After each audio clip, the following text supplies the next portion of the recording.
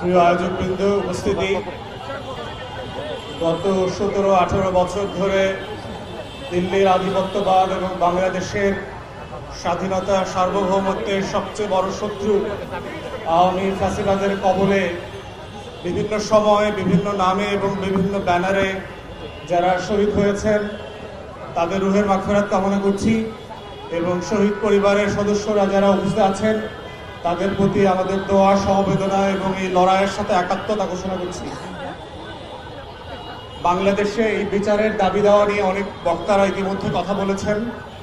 আমি এটার কিছু প্রসেস নিয়ে কথা বলতে চাই যে বাংলাদেশ 2-এর কথা যখন আমরা বলছি, দায় ও দরদের ভিত্তিতে নতুন রাজনীতির কথা যখন বলছি, আমার স্বাধীনতা, আমার সার্বভৌমত্ব, আমার জাতীয় স্বার্থ এবং আত্মমর্যাদার কথা যখন বলছি, এই প্রত্যেকটা বলবার স্বার্থর সাথে জড়িত আছে আমার দেশের অস্তিত্বের প্রশ্ন। এর প্রত্যেকটা প্রশ্নের সাথে জড়িয়ে আছে আগামী দিনের বাংলাদেশটাকে আমরা কিভাবে দেখতে চাই, আমার শত্রু কারা এবং আমার স্বার্থ কি, এই সাপেক্ষেই হচ্ছে আগামী দিনে বাংলাদেশ 2-এর দায় এবং দরদের রাজনীতি তৈরি হতে হবে। এবং সেই দায় ও দরদের রাজনীতিতে বাংলাদেশ 2 প্রশ্নে সবচেয়ে বড় ক্রিটিক্যাল ইস্যু হচ্ছে যে আমরা কালেকটিভলি ফ্যাসিবাদ বিরোধী আন্দোলন যারা করেছি তারা আওয়ামী লীগ প্রশ্ন কিভাবে হ্যান্ডেল করছি, ডিল করছি। কারণ আওয়ামী লীগ, জাতীয় পার্টি এবং 14 দলীয় ল্যাসপেন্সারদের যে মাফিয়া কার্টেল ছিল, তারা সিম্পলি কোনো রাজনৈতিক দল না। যারা মনে করে থাকেন যে রাজনৈতিক দল আকারে ইন্টারন্যাশনাল কনভেনশন মোতাবেক যে সিভিল পলিটিক্যাল রাইটস তারা প্রিভিলেজ আকারে পাওয়ার কথা ছিল, তারা সেটা পাবেন। জাতিসংঘের মানবাধিকারের রিপোর্টে যেটা বলা হচ্ছে, তাদেরকে যেহেতু তারা রাজনৈতিক দল, তাদেরকে নিষিদ্ধ করা যাবে না। তাদের কাছে আগে প্রথম প্রশ্ন হচ্ছে আওয়ামী লীগ রাজনৈতিক দলের ডেফিনেশনের পরে কিনা, সেটা আগে আদালতে আওয়ামী লীগকে প্রমাণ করতে হবে। যদি জনতার আদালতে, বাংলাদেশের গণঅভ্যুত্থান পরবর্তী বাংলাদেশ 2-এর আদালতে এবং বিচারিক আদালতে আওয়ামী লীগ প্রমাণ করতে পারে যে তারা রাজনৈতিক দলের সংজ্ঞা, সকল সংজ্ঞা পূরণ করেন, অনলি দেন তাদের রাজনীতি থাকার প্রশ্ন দ্বিতীয় প্রশ্ন আকারে আসবে। কিন্তু আমাদের কাছে গণঅভ্যুত্থানের যেই রিপোর্টের কবর জিয়ারত করার সময় তাদের নাই।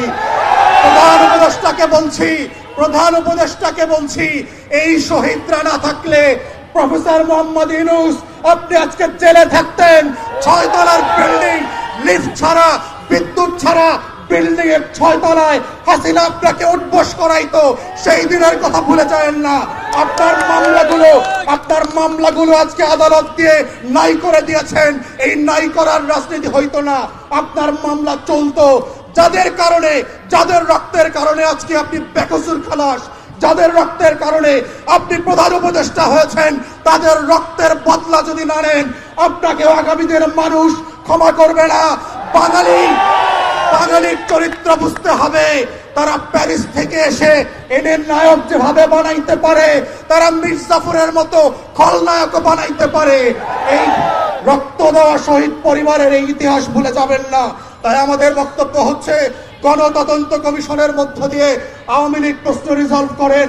এবং আমরা বারবার বলেছি বিভিন্ন প্রেসে এবং টকশোতে কি অপশন হতে পারে।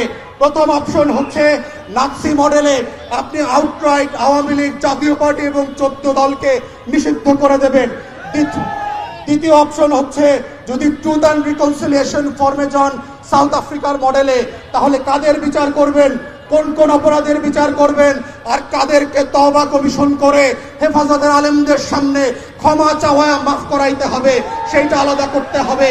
কাদেরকে আওয়ামী লীগ যেহেতু আমাদেরকে 3টা নির্বাচন থেকে বঞ্চিত করেছে, তার রাজনীতি নিষিদ্ধ না হলেও আগামী 3টা নির্বাচনকে আওয়ামী লীগ এবং জাতীয় পার্টিকে ন্যায্যতার ভিত্তিতে বঞ্চিত করতে হবে।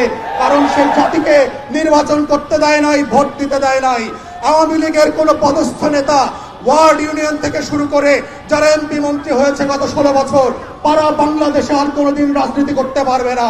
ঠিক এইরকম শর্ত করে গণতদন্ত কমিশনের মাধ্যমে প্রয়োজনে গণভোটে দিয়ে আওয়ামী লীগ, জাতীয় পার্টির প্রশ্ন ন্যায্যতার ভিত্তিতে সমাধান করবার মধ্য দিয়েই আজকের এই শহীদদের বিচার ফয়সালা হইতে হবে।